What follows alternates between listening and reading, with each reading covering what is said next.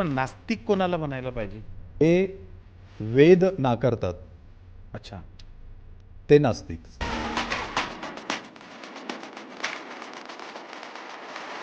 तरी एखादी शक्ती सुद्धा अस्तित्वात असते हो. म्हणून यश मिळतं. हे विज्ञान भीतीसारखंच कुतूहलामधून तयार झालं असं म्हणू शकतो आपण? एखाद्या संत किंवा पुरुषाच्या मागे चक्र फिरणारा आहे, हो. कारण त्याच्या शरीरातनं किंवा डोक्यातनं किंवा पिनियल ग्लँडमधून ऊर्जा निर्माण झाली आणि ती आध्यात्मिक ऊर्जा असते हो. असं समजलं जातं. आध्यात्मिकतेमध्ये आणि धार्मिकतेमध्ये काय फरक आहे?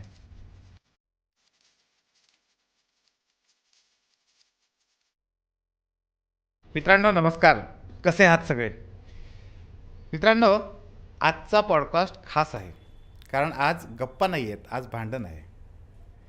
आज आपल्याला देव आहे की नाही, तर्कनिष्ठ असणं म्हणजे काय, अध्यात्म स्पिरिच्युलिटी जे आपण म्हणतो, स्पिरिच्युलिटी काय आहे, आपल्या मूलभूत कर्तव्यांमध्ये वैज्ञानिक दृष्टिकोन असावा असं म्हटलं आहे, पण वैज्ञानिक दृष्टिकोन म्हणजे नेमकं काय आहे, आणि आपण सुरुवात तर अगदी करणार आहे. आपल्या सगळ्यांना प्रश्न पडलेला असतो.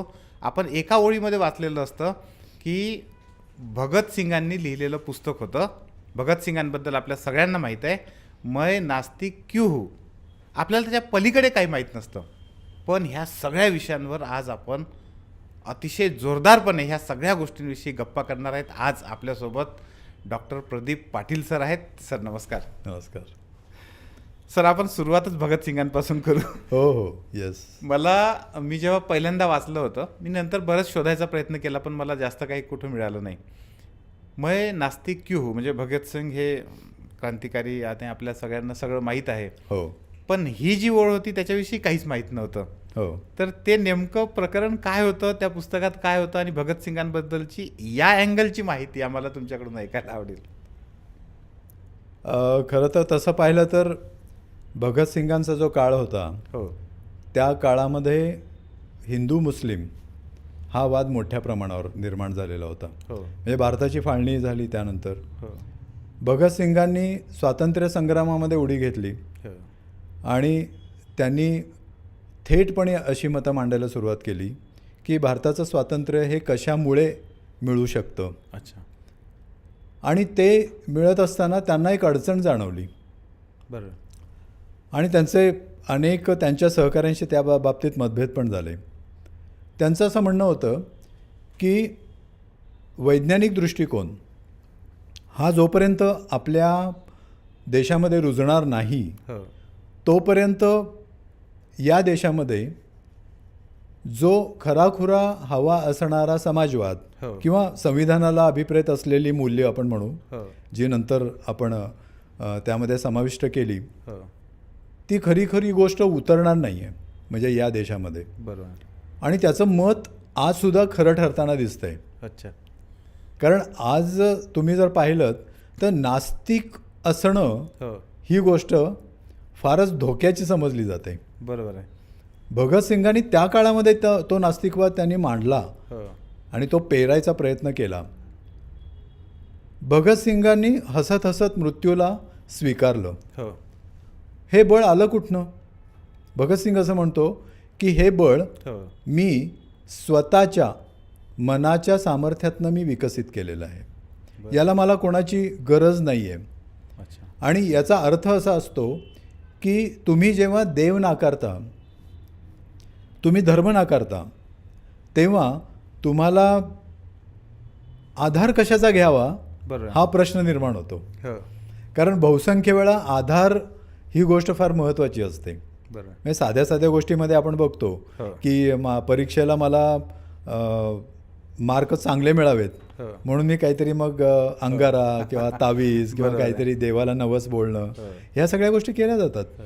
आणि या आधारे आपण असं करायला सुरुवात करतो की चला यातनं आपण तरू आणि हो. पुढे जाऊन आपण काहीतरी मिळवू. मिळून. हो पण भगतसिंगाचं असं मत होतं की ते एक मनोविश्लेषण होतं त्याचं, की जेव्हा तुम्ही हे सर्व बाह्य स्वरूपाचे आधार नाकारता हो तेव्हा तुम्हाला तुमच्यातले दोष हे दिसायला लागतात हो. आणि ते सुधारण्याची तुम्हाला एक संधी उपलब्ध होते. अच्छा. आणि ती तुम्ही वापरायला पाहिजे. त्याच्या नास्तिकतेचा विचार हो. हा त्या अर्थाने पुढे होता. म्हणजे त्याला असं म्हणायचं होतं की देव नाकारणं ही गोष्ट सोपी नाही आहे, ती खूप अवघड आहे. बरोबर आहे. कारण कोणीही देव नाकारून पहा किती हाल होतील त्याचे. हो हो हां, पण मी देव नाकारून मी या ठिकाणी स्वातंत्र्य समरात हो मी व्यवस्थितरित्या एक सैनिक म्हणून लढू शकतो, याचा अर्थ याचा संबंध मानसिकतेशी आहे. बरोबर आहे. आणि ती मानसिकता ही नास्तिक मानसिकता आहे, जी तुम्हाला पुढे प्रेरणा देते. बरोबर आहे. त्या प्रेरणेतनंच त्यानं ते पुढे असं मग मैं नास्तिक क्यों हूँ हो. याच्यामध्ये त्यांनी लिहिलेलं आहे आणि त्याच्यामध्ये बरेचसे मुद्दे त्यांनी मांडलेले आहेत. सर, भगतसिंगांचं क्रांतिकारक म्हणून आपण सगळं घेतलं, हो पण हा भगतसिंग आपण घेतलाच नाही. हो, त्याचं कारण असं आहे की भगतसिंगांचं जेव्हा क्रांतिकारकत्व हे मोठ्या प्रमाणावर सगळीकडे दाखवण्यात येतं, हो तर त्यामागची विचारसरणी काय असते हे पण दाखवण्यात येणं गरजेचं आहे. बरोबर आहे.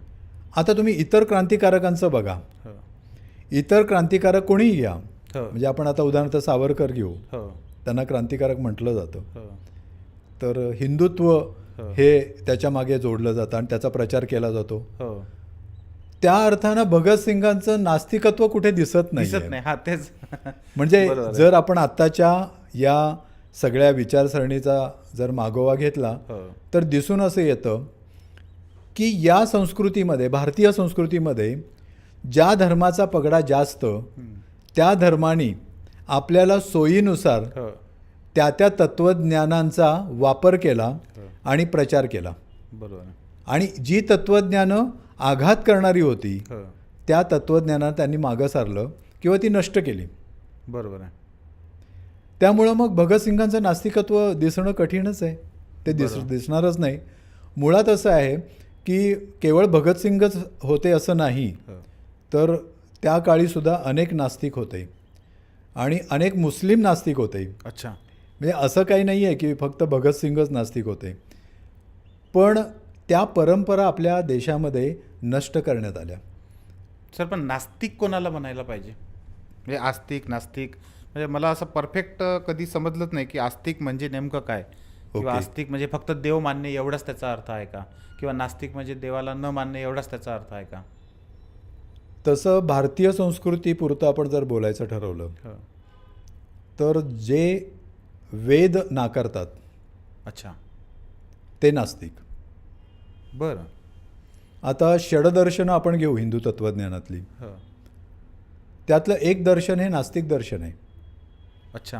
हे कदाचित माहीत नसेल, हो. पण ज्यांनी धर्माचा अभ्यास केला आहे त्यांना ही गोष्ट माहिती असते. बरं.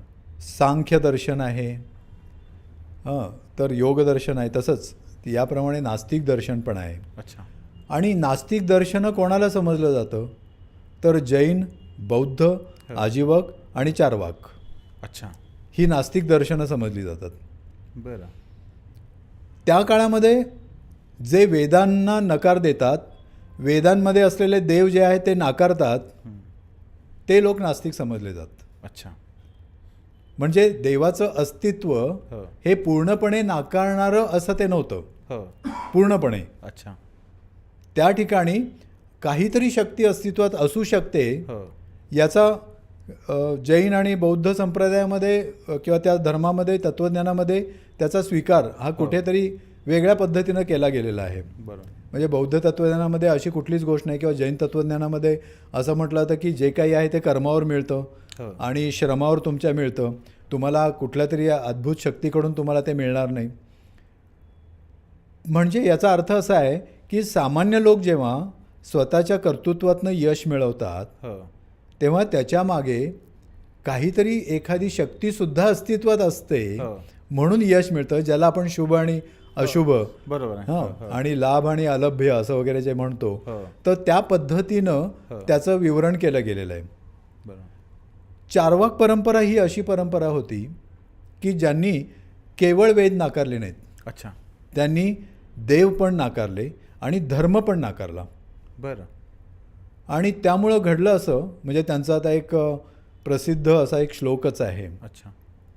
यावत जीवेत सुखम जीवेत, अच्छा. ऋणम कृत्वा घृतम पिबेत, हां, ते बहुतेक लोकांना माहित भस्मीभूतस्य आहे. देहस्य बरं. पुनरागमन कुतः. म्हणजे याच जीवनामध्ये मी जे जगेन हो ते जगणं हे मला महत्त्वाचं वाटतं. असं कुठे पुनर्जन्म वगैरे काही नाही आहे. उगाच पुनर्जन्माच्या नादाला लागून तुम्ही आत्ताचं जीवन खराब करू नका, किंवा कुठेतरी स्वर्ग नरक आहे म्हणून तुम्ही आता घाबरून राहू नका, आणि सुखाने जगा. तूप पिणं म्हणजे त्यावेळची चैन असायची, अच्छा. घृतम पिबेत. तर चार्वाकांचं हे तत्त्वज्ञान त्यावेळी वेद आणि वेदाचार्य यांनी खंडन करण्याचा खूप प्रयत्न केला. अच्छा. पण हे तत्त्वज्ञान असं मानतं की तो एक भौतिकवाद आहे. भौतिकवाद याचा अर्थ असा की आज आपण बघतोय की आपण आज इथे स्टुडिओमध्ये बसलेलो आहोत. आज इथे संपूर्ण जे काही आपण बोलतो आहोत त्याला सगळी ही विज्ञानानं उपस्थित किंवा निर्माण केलेली साधनं आपण वापरतो आहोत. आणि ही भौतिक प्रक्रियेची साधनं आहेत. ही कुठली आकाशातनं दैवी शक्तीनं पाठवलेली नाही आहेत. आणि जर दैवी शक्तीने पाठवलेली असती तर कदाचित ते सिद्ध झालं असतं. बरोबर. पण चार्वाकांनी त्यावेळी असं म्हटलेलं होतं की जे माझ्या पंचेंद्रियांना जाणवतं आणि माझ्या पंचेंद्रियांना मला समजतं तेच मी खरं मानणार आहे. ओके. आणि जे मला पुरावा देतं त्यालाच मी खरं मानणार आहे.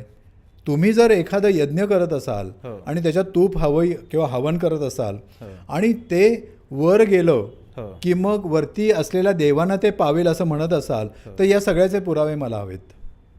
ही चार्वाक परंपरा म्हणत असे. बरोबर. आणि हीच गोष्ट जैन आणि बौद्धांनी सुद्धा मांडलेली आहे. अच्छा. आणि ती आजीवकांनी सुद्धा मांडलेली आहे. बरं. आता म्हणजेच याचा अर्थ देव नाकारणारे पण ते वेदातले देव नाकारणारे असे ती चार्वाक परंपरा जी असेल किंवा आजीवकांची कुठलीही परंपरा जी आपण म्हणतो ती, या परंपरा ज्या वेदातले देव नाकारत होते त्यांना नास्तिक म्हणता येईल. पण साधारण आपण जागतिक पातळीवर जर गेलोत तर देव ही संकल्पना मध्यवर्ती आहे. अच्छा. म्हणजे इस्लाममध्ये अल्लाह आहे, ख्रिश्चनांमध्ये गॉड आहे, हिंदूंमध्ये देव आहे, आणि इतर अनेक छोटे मोठे पंथ आहेत त्यांच्यामध्ये सुद्धा वेगवेगळे देव आहेत. मग बहाई असेल वगैरे वगैरे. पण या देवाची त्यांची संकल्पना ही अशी आहे की जो अतिंद्रिय आहे, म्हणजे तुमच्या इंद्रियांच्या पलीकडचा आहे तो, त्याला अतिंद्रिय म्हटलं जातं. अनुभव नाही घेता येणार, त्याचा अनुभव नाही घेता येणार, तो दिसणार नाही, बरं, तो तुम्हाला जाणवणार नाही, पण तो तिथे राज्य करतो. आणि तो तुमच्यावर राज्य करून तुम्हाला तो बरं वाईट वागायला भाग पाडतो. बरोबर आहे. आणि हे विश्व तोच चालवतो. विश्वाची निर्मिती त्यांनीच केलेली आहे. आणि असा सर्वगुणसंपन्न सर्वज्ञ असा जो देव आहे तो नाकारणं म्हणजे नास्तिकता आहे. बरोबर. म्हणजे नास्तिकतेची तिथं व्याख्या थोडीशी जास्त मोठी होत गेलेली आहे. आणि नास्तिक असणं याचा अर्थ देव नाकारणं या अर्थाने जरी घेतला जात असला तरी तो अर्थ शब्दशः तसा नाही आहे. सर्वसाधारणपणे जेव्हा जेव्हा कुठेही तुम्ही गेलात तर बहुसंख्य लोक देव मानणारी असतात आणि त्या ठिकाणी देवाचं सगळं ते आचरण करत असतात आणि ते असं म्हणत असतात की देव आहे. नास्तिक लोकांचं म्हणणं हे असतं की देव आहे ना तर आम्हाला फक्त देव आहे हे दाखवून द्या, म्हणजे प्रमाण द्या किंवा आम्हाला आधार कार्ड द्या तर आम्ही म्हणू की बाबा देव आहे. म्हणजे आम्ही ओपन आहोत. आम्ही असं नाही आहे की बाबा आम्ही म्हणतो तेच खरं आहे. बरोबर आहे. म्हणजे आम्ही देव नाही असं म्हणत नाही. आम्ही असं म्हणतो की आज एकाने सांगितलं हा देव आहे, बाबा तू मला दाखव की देव कुठे आहे, काय आहे, कसा आहे, मला त्याचं खरोखर दर्शन घ्यायचं आहे. आणि तो जर अस्तित्वात आला तर काय मोठे मोठे उलथापालथी होतील. म्हणजे विश्वाचा शोध घेणं ही गोष्ट विज्ञानाला अजून जमलेली नाही आहे. आता काही गॅलेक्सीजपर्यंत फक्त विज्ञान पोहोचलेलं आहे, पण हे विश्व अफाट आहे आणि या अफाट विश्वामध्ये तो कुठे कुठे असेल त्याचा संपूर्ण नकाशा तरी तो देईल. बरोबर आहे. म्हणजे ते तरी आम्हाला मिळेल. बरोबर आहे. तर या अर्थानं आम्ही नास्तिक आहोत. आम्ही असं म्हणतो की आम्ही ओपन आहोत. तुमचं जर असेल तर तुम्ही पुरावे द्या, आम्ही मान्य करू. सर यालाच धरून मला पुढचा प्रश्न विचारायचा आहे. म्हणजे प्रश्न तर खरं तर खूप आहेत. तुम्ही लेखक आहात, मानसोपचार तज्ज्ञ आहात, तुम्ही खूप चांगल्या पद्धतीने हे करता आणि तुमचं पुस्तक पण आहे की माणूस असा का वागतो याचं. तर आपण अनुभव घेऊ शकत नाही हो देवाचं दिसत नाही, हो तुम्ही पाहू शकत नाही, तुम्ही हात लावू शकत नाही, तुम्ही ऐकू शकत नाही, म्हणजे हो. पंचेंद्रियांचा अनुभव आपण घेऊ शकत नाही. हो तरीही बहुसंख्य लोक देव का म्हणजे मानतात, त्याच्यामागे मग काय कारण असेल? ह्याचं उत्तर खूप मोठं आहे. म्हणजे अगदी ते 2 ओळीत वगैरे नाही सांगता नाही येणार. सांगता येणार. तुम्ही जर बघितलं तर केवळ भारतापुरतं आपण बोलू, जगात पण तसंच आहे. हो विज्ञानाने कालखंडांची गणना केलेली आहे हो आणि ती कालखंडांची गणना आहे, म्हणजे ब्रॉन्झ युग आहे, हो. अश्मयुग, लोहयुग वगैरे अशी ती गणना केलेली आहे. तेच तर तुम्ही धर्माचं जर बघितलं, हिंदू तत्त्वज्ञानाचं बघितलं, अच्छा तर त्यांची 4 युगं आहेत. अच्छा. चतुर्युग म्हटलं जातं. अच्छा विज्ञानाने जी युगं मांडली त्या युगांचे सगळ्यांचे पुरावे दिलेले आहेत. ओके. म्हणजे ते लोहयुग आहे ना, हो. तर त्यावेळी लोह तिथं सापडलेलं आहे. हां, ताम्र पण सापडलेलं आहे, ताम्रयुग. आर्किओलॉजिकल सर्वे ते सगळं हां, त्याच्या म्हणजे त्या संशोधनात ठिकाणी आलंय ते. संशोधनातनं ते पुरावे आलेले. मिळालेले आहेत आणि पुराव्यासहित मांडलेलं आहे ते. हो तसं चतुर्युगाचे पुरावे काय आहेत तो? हां.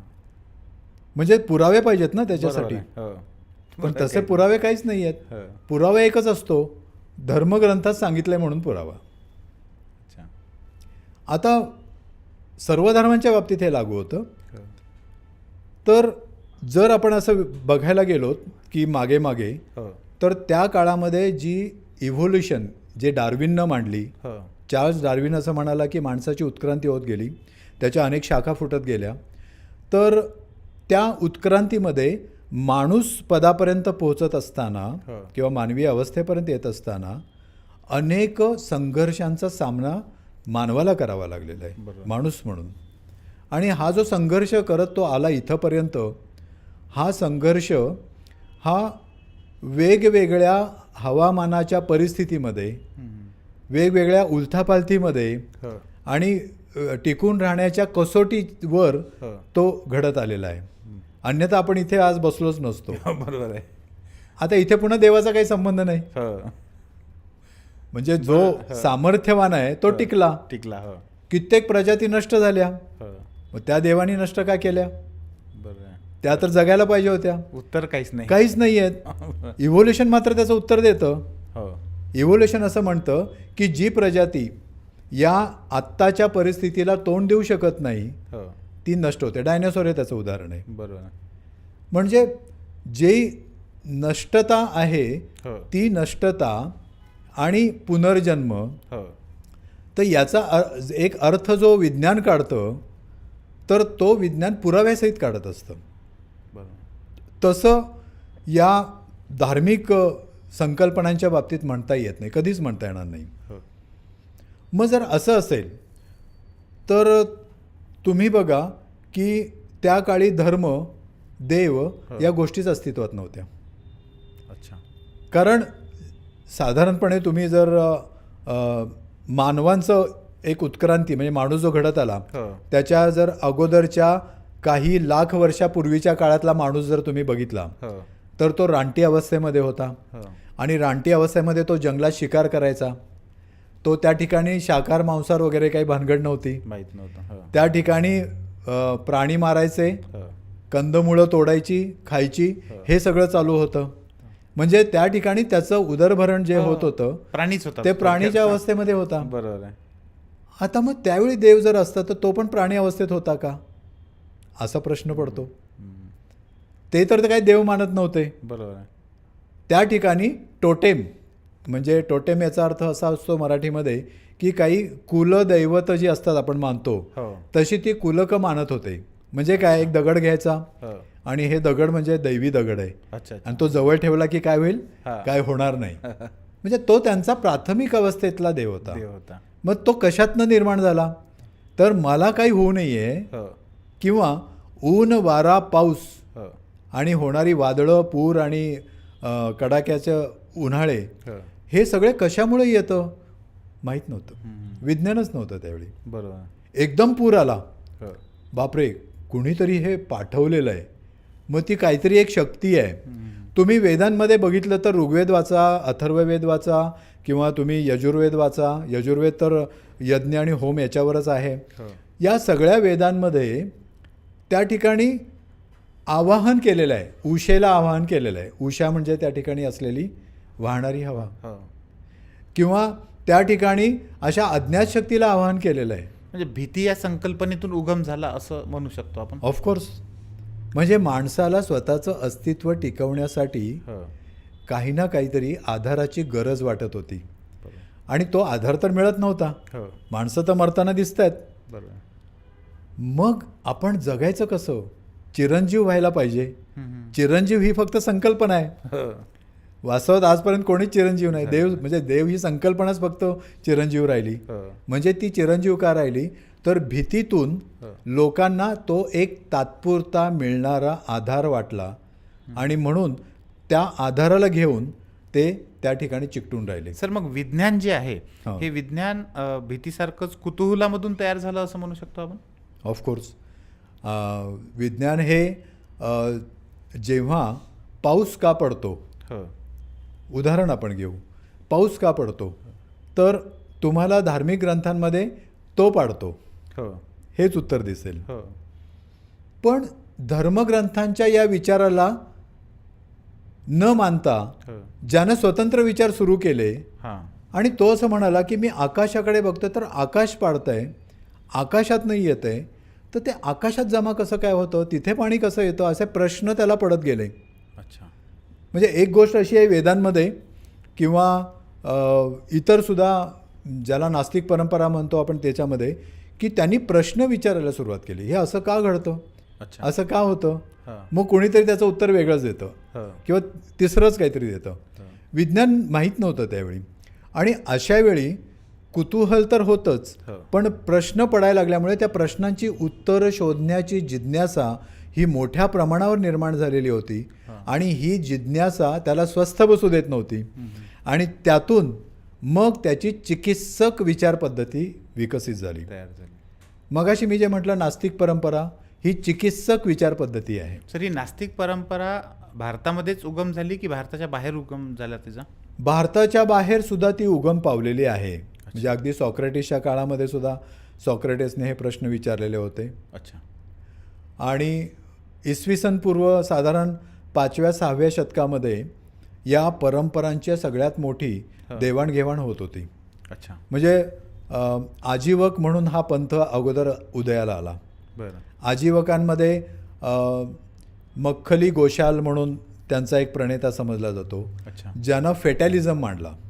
बरं. फेटॅलिझम म्हणजे आपलं फेट, अच्छा, म्हणजे नशीब म्हणूया. नशीब, नियती. बरं. आणि ही जी नियती आहे ही नियती अगदी नक्की केलेली आहे असं त्याचं म्हणणं होतं. ओके. कारण त्याच्या अगोदर वेद होते, हो. आणि वेदांमध्ये असं म्हटलेलं होतं की तुम्ही जे कर्म कराल तसं फळ तुम्हाला मिळणार. अच्छा. वेदांपासून आलेली ही परंपरा आहे. हो. याचं म्हणणं होतं की तसं नाही आहे, तुम्ही कर्म केलं तर तुम्हाला चांगलंच फळ मिळतं असं नाही आहे. अच्छा. आता हा किती क्रांतिकारी विचार होता. हो. आज सुद्धा आपण म्हणू शकतो हो. हो. तुम्ही जर चांगले वागलं तर तुम्हाला चांगलंच म्हणतील. हो. असं काय थोडंच आहे. नाहीये. हो. समाज सुधारण्यासाठी दाभोळकर आणि पानसरे ही मंडळी हो. त्या ठिकाणी झटत होती, त्यांचे खून झाले. बरोबर. म्हणजे चांगलं काम करणारे चांगलेच जगतात. त्यांचं सोडा, आपण रस्त्याने किती नियम पाळून गाडी चालवली तरी कोणी आपल्यावर येऊन आदळणार नाही, सांगता येत काही नाही. सांगता येत नाही. अगदी. म्हणजे ते फेटच झालं ना एक बरोबर प्रकारे. आहे. हो. तो फेटॅलिझम मांडला त्यांनी, अच्छा. मख्खली गोशालकांनी. बरं. किंवा पुराण कश्यप आहे, हा. पुराण कश्यपाने त्यांनी नीतिशास्त्र हे धुडकावून लावलं. अच्छा. नीतिभीती काय नाही असं त्याचं म्हणणं होतं. बरं. अहो, लोक प्रॅक्टिकल जगत असताना हो. जेव्हा ते जगायला सुरुवात करतात हो. तेव्हा पोट कसं भरायचं याचा विचार करत असतात. बरोबर आहे. तिथं नीती वगैरे बघत नाहीत. हो. त्याच्यावर वैदिकांनी हल्ला चढवला. अच्छा. हे म्हणाले हा नीतिभ्रष्ट माणूस आहे. अच्छा. पण तो म्हणाला की तुम्ही काय करताय, हो. तुम्ही लोकांना खोटं सांगताय की इथं तू यज्ञ कर, देव पावेल तुला आणि तुझं भलं करेल. हे खोटारडेपण आहे. ही कुठे नीती आहे? अच्छा. ही नीती नाही आहे, हो. अनिती आहे. आणि मग त्यांनी त्या ठिकाणी अनितीवाद मांडला. बरं. म्हणजे त्याच्यानंतर केस कांबली म्हणून आहे. अच्छा. तर केस कांबलीने भौतिकवाद मांडला, जर मगाशी मी म्हटलं चार्वाक परंपरेतनं आलं ते, ज्याला लोकायत परंपरा अशी म्हटली जाते. हो. तो असे जे आजीवक परंपरा होत्या त्याच काळामध्ये बुद्ध आणि महावीर पण आले. अच्छा. आणि या आजीवक मतांचा त्यांच्यावर प्रभाव पडला आणि आजीवक आणि बुद्ध आणि महावीर तिघांमध्ये घनघोर तत्त्वज्ञानावर चर्चा चालायची. बरं एकमेकांवर तात्विक हल्ले चालायचे बरं. आणि त्याच्यात वेदांना ते कन्सिडरच करत नव्हते, म्हणजे गृहीतच धरत नव्हते म्हणजे त्यांच्या अनुयायांमध्ये. त्यांच्या अनुयायांमध्ये. आणि खुद्द या आता मक्खली गोशाल आणि महावीर हो. यांच्यात भगवती सूत्र म्हणून ग्रंथ आहे, बरं त्याच्यामध्ये महावीर आणि आजीवक हा पुराण कश्यप जो आहे तो आणि मक्खली गोशाल जो आहे यांच्यामध्ये तत्त्वज्ञानाची घनघोर लढाई झालेली आहे, आमने सामने बसून. बरं पुराण कश्यप महावीराबरोबर फिरला काही वर्ष. बरं. बुद्धांनी पुराण कश्यप आणि याच्यावर आपल्या मक्खली गोशालकवर त्यांनी हल्ले चढवलेत त्याच्या तत्त्वज्ञानावर. बरं. म्हणजे इतकी परंपरा ती समृद्ध होती हो. आणि ती विचार परंपरा होती. त्यांनी एकमेकांचे खून नाही केले. बरं. त्यांनी तत्व जी आहे ती तत्व ऐकून घेतली आणि मग त्या तत्वज्ञानाचं खंडन करण्यासाठी स्वतःची तत्व मांडली. याच्यातनं ती एक परिपक्व होत जाणारी तत्वज्ञानाची व्यवस्था तयार झालेली होती, डेव्हलप होत गेलं ते. डेव्हलप होत गेलेली होती. बरं. म्हणजे याचा अर्थ काय की याचा अर्थ असा आहे की नास्तिकता हो. ही काही अशी एका रात्रीत उगम पावलेली गोष्ट नाही आहे, बरं. ती विकसित सर होत मग गेलेली आहे. भारतामध्ये ती परंपरा वाढली नाही. हो. पाश्चात्य राष्ट्रांमध्ये आता आपण बघतो त्या बऱ्यापैकी आहे, बऱ्यापैकी नास्तिकता आहे, अनेक ठिकाणी आहे. हो. भारतामध्ये ही न वाढण्याचं काय कारण असेल मग? जेव्हा आपण असं बघतो की युद्ध होतात, हो. म्हणजे आपल्या इथे तर पूर्वी कोसल राज्य होतं वगैरे वगैरे, जे आता बदललीत नावं सगळी. हो. तर त्या काळी त्यावेळचे वैदिक आणि हिंदू बौद्ध जैन असे राजे होते हो. आणि त्या राजांमध्ये युद्ध चालायची. आणि सम्राट अशोकाच्या काळापर्यंत, हर्षवर्धनाच्या काळापर्यंत इथे युद्ध वगैरे होत होती. ह्या युद्धांमध्ये त्यांना त्यावेळच्या राजे लोकांना काहीतरी जगण्याचं तत्त्वज्ञान कोण चांगलं सांगतंय का, अच्छा अशी एक मोठी जिज्ञासा असायची. अच्छा. आणि त्यामुळं आता सम्राट अशोकाचंच आपण जर घेतलं तर आजीवक हो. आणि बौद्ध हो. या तत्त्वज्ञानाचा त्यांनी गौरव केलेला आहे. बरोबर. म्हणजे याचा अर्थ असा आहे की त्या काळी त्या तत्त्वज्ञानाचा हो. ते पाठपुरावा पण करायचे आणि त्यांना मदत पण करायची बरोबर. आणि त्यांना राजाश्रय होता. अच्छा. म्हणजे आजसुद्धा बिहारमध्ये गेलात तुम्ही तर तिथं आजीवकांच्या गुफा सापडतात. बरं. त्या गुंफा आहेत तिथे अच्छा. आणि त्यावेळच्या एका राजाने त्यांना दान केलेले होते, त्यांना तयार करून दान केलेले होते, तिथे राहा तुम्ही म्हणून. अच्छा. राजाश्रय जो होता तो राजाश्रय हा युद्धांमधून जेव्हा नाहीसा झाला, ते राजे नष्ट पावत गेले. हो. म्हणजे त्यांचा पराभव झाला, दुसरे राजे आले आणि विजयनगर वगैरे सगळ्या अशा म्हणजे नंतर त्याच्यात बदल होत गेले. तर त्यांच्या तत्त्वज्ञानांमध्ये पण बदल होत गेले. अच्छा. आणि जे तत्त्वज्ञान हो. प्रभावीपणे मांडण्यात यशस्वी ठरले हो. ते पुढचे शासक करते झाले. त्यांनी शासन व्यवस्था आणली ओके. आणि ती आपल्या देशामधली हिंदू व्यवस्था होती. अच्छा. खरं तर हिंदू व्यवस्था म्हणण्यापेक्षा वैदिकांची व्यवस्था होती. हिंदू हा शब्द फार नंतर आलेला आहे, बरं. आपण तो अलीकडे वापरायला सुरुवात केलेली आहे. हो. वैदिकांची व्यवस्था ही त्यानंतर ती अस्तित्वात होती हो. आणि ते शासककर्ते तिथे होते आणि जे राजे सहनशील नव्हते, हो. त्यांच्याकडे टॉलरन्स नव्हता, हो. त्यांनी या परंपरांचा उच्छेद केला, नष्ट करून टाकले. अच्छा. चार्वाकांचे ग्रंथ जाळण्यात आले. बरं. आजीवकांचे सुद्धा आज उल्लेख जर शोधायचे ठरवले हो. किंवा चार्वाकांचे उल्लेख जर आज शोधायचे ठरवले तर वेगवेगळ्या ग्रंथातनं ते आणि चीनपर्यंतच्या ग्रंथातनं शोधून काढावे लागतात.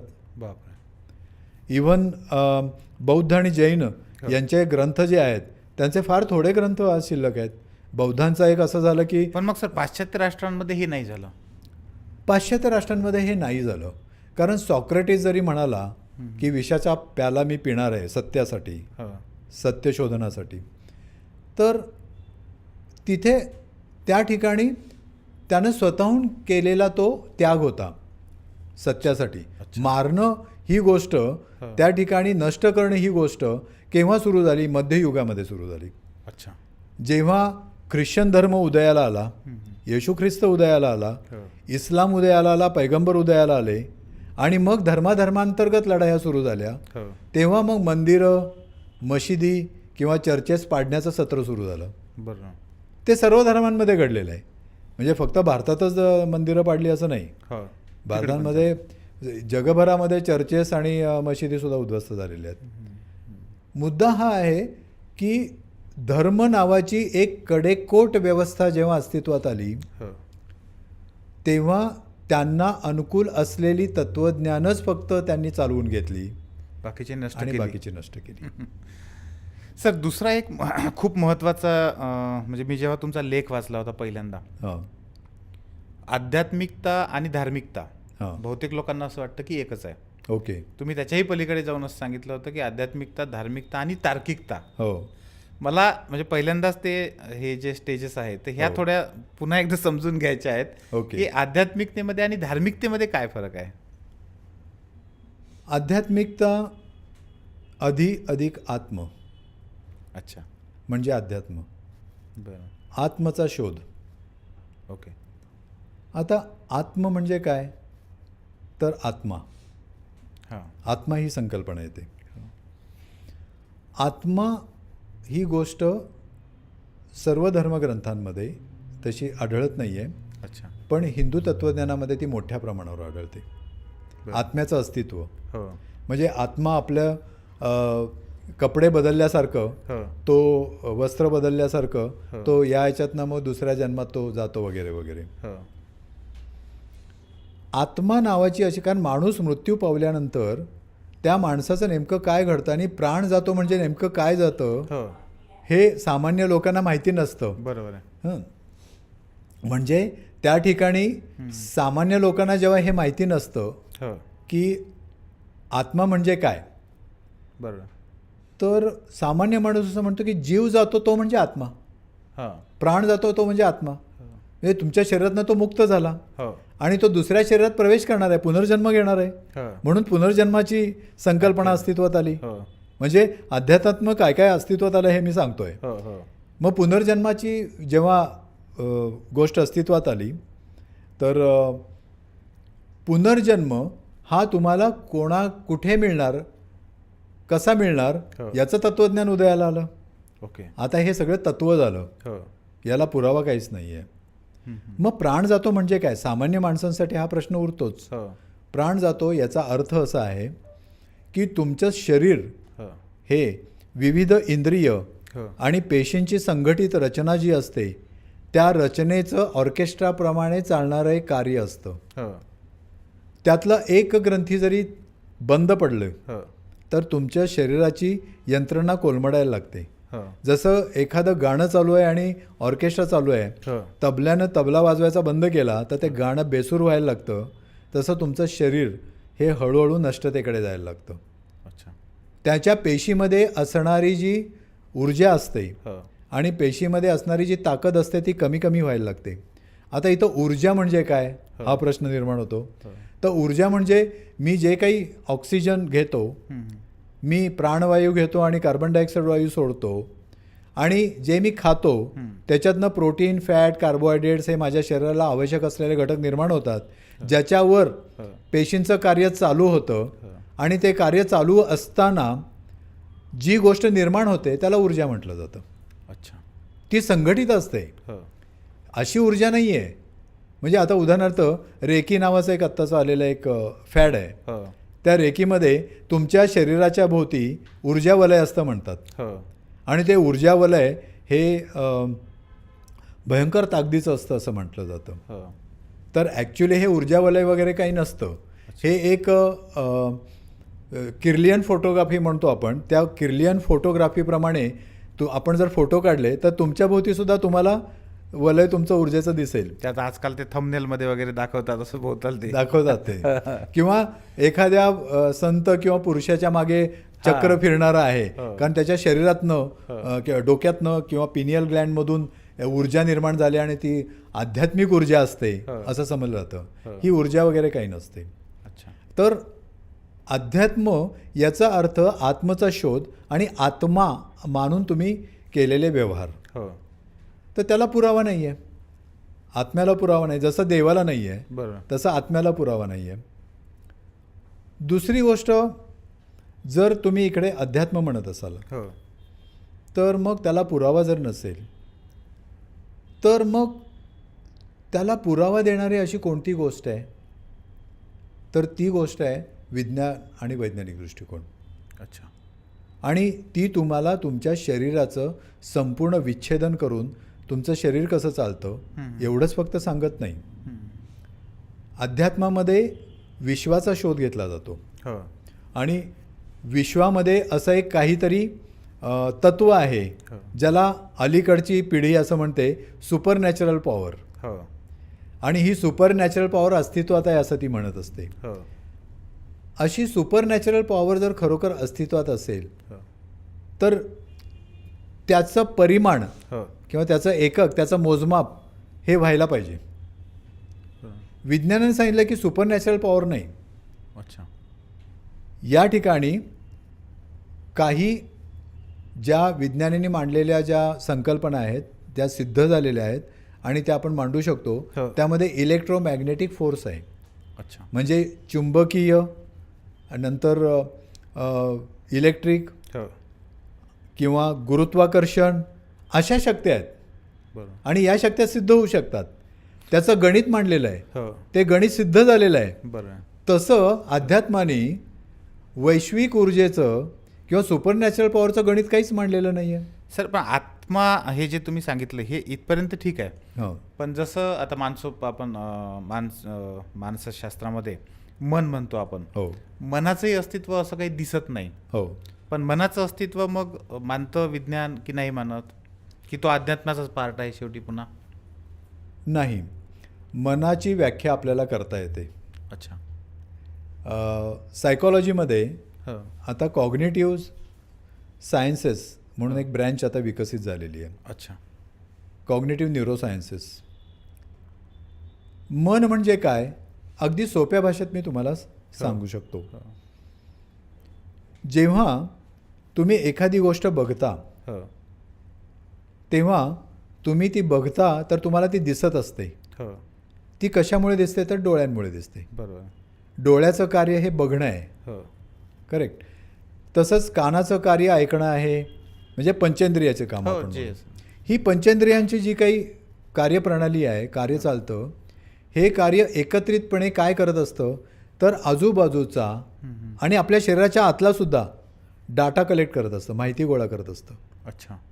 म्हणजे बघा ना तुम्ही, माहिती गोळा करत असतं म्हणजे साध्या साध्या गोष्टींमध्ये पोटात डर्र आवाज झाला हो की लगेच ती माहिती वर जाते. बरोबर आहे. हो. म्हणजे वर म्हणजे कुठे तर मेंदूत जाते. मेंदूमध्ये जाते.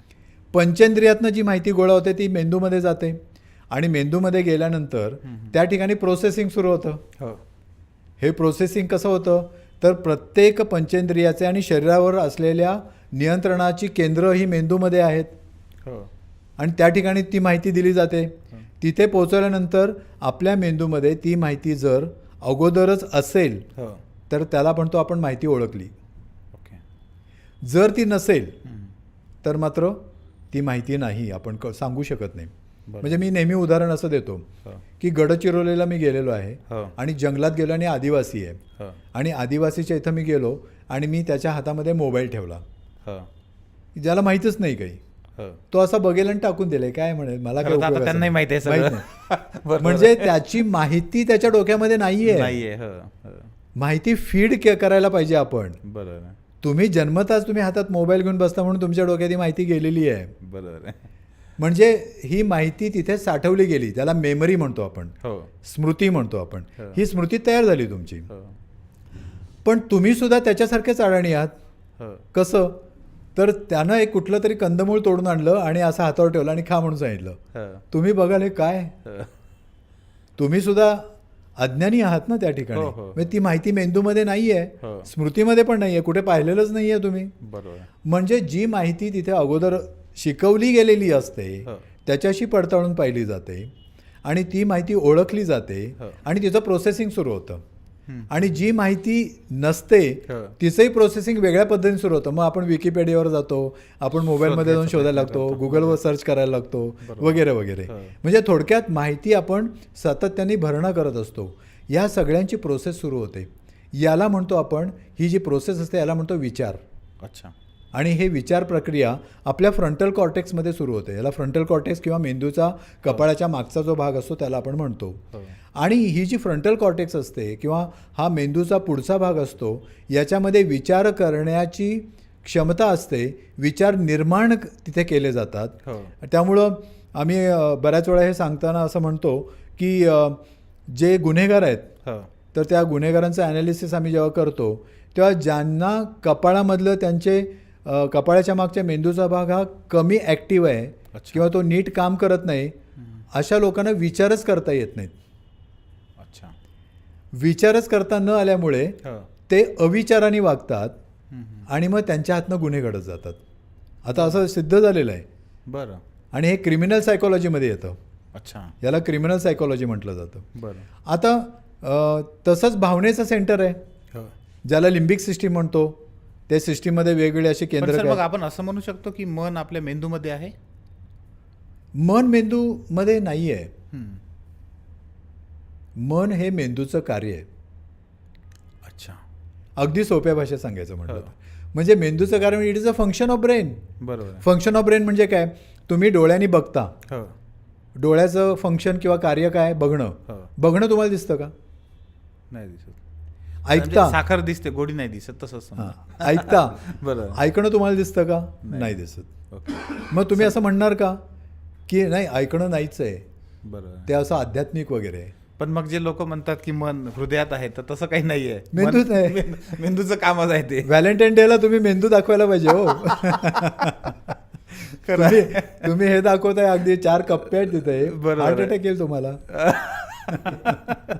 अगदी. म्हणजे ज्यांना सायकोलॉजी माहित नाहीये, न्यूरो सायकोलॉजी आपण म्हणू, ते व्हॅलेंटाईन डे साजरा करणार. बरोबर आहे. सर, खरं तर विषय खूप इंटरेस्टिंग आहे. पुढचं एक हे विचारायचं आहे की आपलं जे भारतीय राज्यघटना आहे त्याच्यामधलं जे तत्व आहे 8वं आपलं मूलभूत कर्तव्य, त्याच्यामध्ये त्यांनी वैज्ञानिक दृष्टिकोन असावा. वैज्ञानिक दृष्टिकोन प्रत्येक नागरिकांमध्ये असावा असं म्हटलेलं आहे.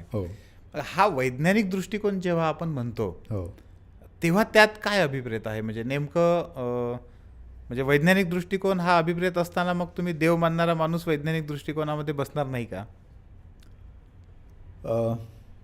वैज्ञानिक मला हा प्रश्न का पडला, मी हा खूपदा विचार करायचो की वैज्ञानिक दृष्टिकोन असावा असं आपल्या कर्तव्यामध्ये सांगितलेलं आहे. बरोबर. आणि हे सगळं ठरवणारे सर्वोच्च पातळीवर असलेले आपले सगळे म्हणजे बाकीचे पण आहेत, पण राजकीय नेत्यांचं जर आपण विचारात घेतलं तर 100 पैकी 90 राजकीय नेते हे त्यांच्या अंगठ्या त्यांचं हे सगळं बघितलं किंवा ते देवाचं जे उदो जेवढ्या प्रमाणात करतात, तर हे कुठेतरी असं वाटायचं की हे क्लॅश होतंय, हे गडबड आहे कुठेतरी. म्हणजे किंवा मग का त्याच्यामध्ये समावेश आहे का, किंवा त्याचा कसा आपल्याला संबंध घालता येईल? मला खूपदा विचार करून पण ते समजलं नाही. आपण आता श्रद्धा, अंधश्रद्धा आणि वैज्ञानिक दृष्टिकोन याच्याकडे वळतो. कारण वैज्ञानिक दृष्टिकोन म्हटलं की मग श्रद्धा येते. श्रद्धेची मी पहिल्यांदा व्याख्या माझी जी आहे ते मी सांगतो. ती कदाचित चूक असू शकेल, पण ती कुणीही करेक्ट करावी असं माझं जाहीर चॅलेंज आहे. अच्छा. श्रद्धा याचा अर्थ मी एखाद्या गोष्टीवर ठेवलेला पक्का न बदलणारा विश्वास. अच्छा. देव आहे ही माझी श्रद्धा आहे. म्हणजे मग देव आहे ही माझी श्रद्धा मी कधी बदलणार नाही. अच्छा. माझी श्रद्धा अगदी पक्की आहे. तुम्ही कितीही हल्ले चढवा, काही सांगा, मी सोडणार नाही. बरं, मग मी असं विचारतो पुढे जाऊन की बाबा तुझ्याकडे असा काही पुरावा आहे का? मला पुराव्याची गरज नाही आहे. मला पुराव्याची गरज नाही आहे, कारण मी मानतो म्हणून आहे ती श्रद्धा. मग या ठिकाणी पुरावा नाही आहे, ती बिनपुराव्याची झाली, म्हणजे ज्याला कुठलाच असा प्रूफ नाही आहे. तर जर ती बिनपुराव्याची झालेली असेल तर बिनपुराव्याची गोष्ट आपण मानणं म्हणजे ती आंधळ्यासारखं मानणं नाही आहे का? म्हणजे श्रद्धा पण अंधश्रद्धा ठरली हो. बरोबर आहे. म्हणजे तुम्ही श्रद्धा आणि अंधश्रद्धा दोन्ही एकच आहे असं प्रश्नच उरत नाही तिथे.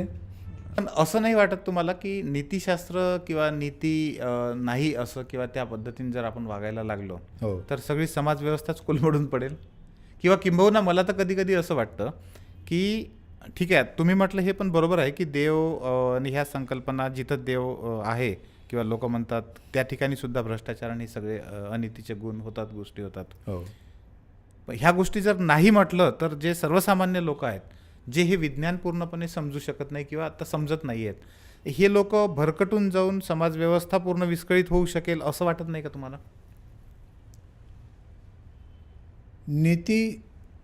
नीतीनं वागायचं, हो. सत्सद विवेकबुद्धीनं वागायचं किंवा चांगलं वागायचं, या ज्या गोष्टी आहेत या लहानपणापासून आपल्यावर बिंबवल्या जात असतात. हो. अगदी शुभं करोतीपासून सुरुवात करू आपण. हो. ओके. आणि त्या बिंबवल्या जातात आपल्यावर. लाखो करोडो शुभं करोती म्हणत मोठे झाले. नीतीची संकल्पना रुजली नाही. नीतीची संकल्पना रुजावी म्हणून धर्म निर्माण झाले. हो. त्या धर्मामध्येच अनाचार सुरू झाला. हो. आपल्यापुरतं बोलायचं झालं तर इथे चतुर्वर्ण्य व्यवस्था आली. हो. शूद्रांवर अतिशूद्रांवर अत्याचार झाले. हो. म्हणजे तिथं नीतिमान राहिलं काय, याला एक उत्तर विज्ञानाने दिलेलं आहे. अच्छा. आणि ते पुन्हा विज्ञानाकडेच येतं बरं. की तुम्ही रॅशनली वागायला पाहिजे. अच्छा. रॅशनलला योग्य मराठी शब्द कोणताही नाही आहे. तार्किक असं नाही म्हणते? नाही. अच्छा. त्याला विवेक हा शब्द त्यातल्या त्यात ढोबळमानाने वापरता येईल. ओके. विवेकाने वागणं. पण विवेक हा शब्दसुद्धा अपुरा आहे. बरं. रॅशनल वागणं म्हणजे काय, तर मी तुमच्याशी आत्ता बोलत बसलेलो आहे इथे. हो. तुम्ही मला प्रश्न विचारत आहात आणि तुमच्या प्रश्नांना मी उत्तरं देत असताना हो. ती उत्तरं मी अशा पद्धतीने देतो आहे की ज्याच्यामध्ये तुम्हाला कुठलीही भावनिक अथवा वैचारिक इजा पोहोचणार नाही. अच्छा. म्हणजे मी त्याचा एक कॉग्निझन्स घेतो आहे. हो. मी त्याचा विचार करतो आहे. हो. आणि हा विचार मी माझा हा विचार मांडत असताना सुद्धा हो. मी सुद्धा ओपन आहे हो. की मी जी आता मतं या पॉडकास्टमधून मांडलेली आहेत हो. त्या मतांचं खंडन करायला कोणीही समोर यावं, माझी तयारी आहे. ओपन ना. ओपन आहे मी. बरं. म्हणजे मी असं दावा करत नाही आहे हो. की मी जी इथं मतं मांडली ती अंतिम आहेत. बरं. म्हणजे मग माझं वागणं काय झालं, लिबरल. हो. मी मुक्त विचारांचा झालो. हम्म. आणि जर मी मुक्त विचारांचा झालो तर मग माझे मुक्त विचार हे हो. जर मी हे करत असेन तर दुसऱ्यांच्या मुक्त विचारांचा सुद्धा मी आदर करतोय की नाही. बरोबर आहे. म्हणजेच मी योग्य वागतोय. हम्म. त्या ठिकाणी मी त्याला मारून टाकत नाही, त्याला मूर्ख म्हणत नाही, त्याला बिंडोक म्हणत नाही, त्याला वाटेल तसं बोलत नाही, अपशब्द नाही वापरत किंवा मी वाटेल त्या गोष्टी डोक्यात ठेवून त्याच्याशी भांडत बसत नाही. मी व्यवहार करतोय. इंटरपर्सनल रिलेशनशिप हो. किंवा व्यक्तिमधले जे संबंध असतात त्या संबंधांमध्ये व्यक्ती जेव्हा एकमेकांशी नीट वागत नाहीत हो. तेव्हा त्यांनी कसं वागायला पाहिजे, त्यांनी रॅशनल वागायला पाहिजे. अच्छा. रॅशनॅलिटीमध्ये दोन गोष्टी येतात. रॅशनल वागणं म्हणजे पहिली गोष्ट अशी आहे की पहिल्यांदा हे तुम्ही स्वीकारा की तुमच्या विचारांमध्ये दोष असू शकतात. ओके. माझ्याही विचारामध्ये दोष असू शकतात. आणि हे जे दोष आहेत हे कॉग्निटिव्ह सायन्सेसने दाखवून दिलेले आहेत. मी एक साधं उदाहरण देतो. तुम्ही इथे बसलेले आहात हो. आणि तुम्ही मगाशी हसलात, तर हसल्यानंतर मी माझ्या मनात असा विचार केला की तुम्ही हसलात म्हणजे मला तुम्ही काहीतरी मूर्ख समजताय बरं का. हा. आता या ठिकाणी मी काय केलं, तुमच्या मनात काय चाललंय हे मी ओळखायचा प्रयत्न केला. बरोबर. याला माइंड रिडिंग म्हणतो आपण. हो. हां, तुम्ही बघा साध्या साध्या घटनेत आपण माइंड रीड करत असतो. हो. अंदाज बांधतोच आपण. त्याच्या मनात काय चाललंय याचा आपण शोध घेत बसतो. हो. माइंड रीड करत असताना आपण हे विसरतो की त्या माणसाच्या मनात काय चाललेलं आहे हो. ते चालू देणार आहे. बाबा काय बिघडलं काय त्याच्यामध्ये, हो. तुला शोध घेण्याची काय गरज आहे. हो. आणि जर त्याला तसं वाटत असेल, असं तुला वाटतंय की तसं वाटतंय, तर थेट विचार ना, असं तुमच्या मनात चाललेलं आहे, तुम्ही त्यासाठी हसलात का, असं विचारून मोकळं हो ना. म्हणजे त्या ठिकाणी तू ॲसर्टिव्ह हो, हो स्पष्ट हो, स्पष्ट भूमिका घे हो आणि शांतपणे विचार. म्हणजे याला ॲसर्टिव्हनेस स्किल म्हणतो आपण. बरोबर. ही तुमच्यामध्ये डेव्हलप व्हायला पाहिजे. जनरली पॅसिव्ह आणि ॲग्रेसिव्ह स्किल्स आपण वापरतो. हो म्हणजे आपण गप्प बसतो आणि दुसऱ्याच्या मनातला फक्त विचार करत बसतो किंवा मग ॲग्रेसिव्ह होतो. असं तू माझ्याबद्दल बोलतोस आहे, आता तुला हाणतोच बघ. म्हणजे ॲग्रेसिव्ह पॅसिव्ह हे बिहेवियरल पॅटर्न्स आहेत. हो आणि हे बिहेवियरल पॅटर्न्स, हे वागण्याचे तंत्र ही चुकीची आहेत. त्याच्याऐवजी शांतपणे हो आपल्या विचारातले दोष काढून टाकून हो. आपण बोलायला शिकायला पाहिजे. म्हणजे मग माइंड रिडिंग काढून शिकायला पाहिजे. माइंड रिडिंग काढायचा प्रयत्न करून बघा, जमतंय का बघा. फार अवघड आहे. बरं. माइंड रिडिंग न करणं ही गोष्ट अशाच प्रकारचे कॉग्नेटिव्ह एरर्स म्हणतात त्यांना. अच्छा. बोधनिक त्याच्यामध्ये दोष आहेत असं आपण म्हणतो, विचार दोष म्हणतो आपण त्यांना. हे विचार दोष कित्येक आहेत. मग त्याच्यामध्ये माइंड रिडिंग आहे किंवा कंपॅरिझन आहे किंवा ऑफुलायझेशन आहे, असे वेगवेगळे आहेत. सर खरं तर म्हणजे आस्तिकता, नास्तिकता, धार्मिकता, हो रॅशनॅलिटी, लॉजिकल असणं, वैज्ञानिक दृष्टिकोन, हो ह्या गोष्टी आपण कधी म्हणजे किती तास बसलो तरी ह्या गोष्टी संपू शकणार नाहीत बरोबर. किंवा संपणाऱ्या नाही आहेत. हो पण आजच्या जवळजवळ आपण तासभर जे काही चर्चा करतोय, गप्पा करतोय, त्यातून खूपच गोष्टी चांगल्या लक्षात आलेल्या आहे. हो खास करून स्पिरिच्युअलिटी आपण जे म्हणतो त्याच्यापेक्षा तुम्ही रॅशनल असण्याकडे जास्त लक्ष घालायला पाहिजे. हो आणि हा नवा विचार आहे हो ज्याची आज गरज आहे.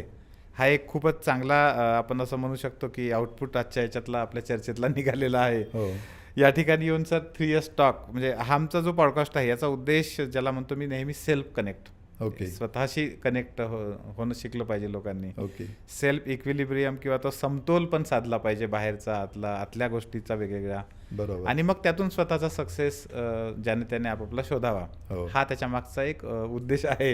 हो. आणि तो निश्चितपणे मला खात्री आहे की आजच्या आपल्या तासाभरातल्या गप्पांमधून खूप चांगल्या पद्धतीने झालेला आहे. हो सर खूप खूप धन्यवाद मनापासून. येस, मी आपले सुद्धा आभार मानतो का हा विषय लोकांसमोर आणण्यासाठी तुम्ही विशेष प्रयत्न केले आणि मला इथे संधी दिलीत. तुमचा आणि तुमच्या संपूर्ण या युनिटचा मी आभारी आहे. Yes. आणि निश्चितपणे मी तुम्हाला कनेक्ट होऊन राहीन.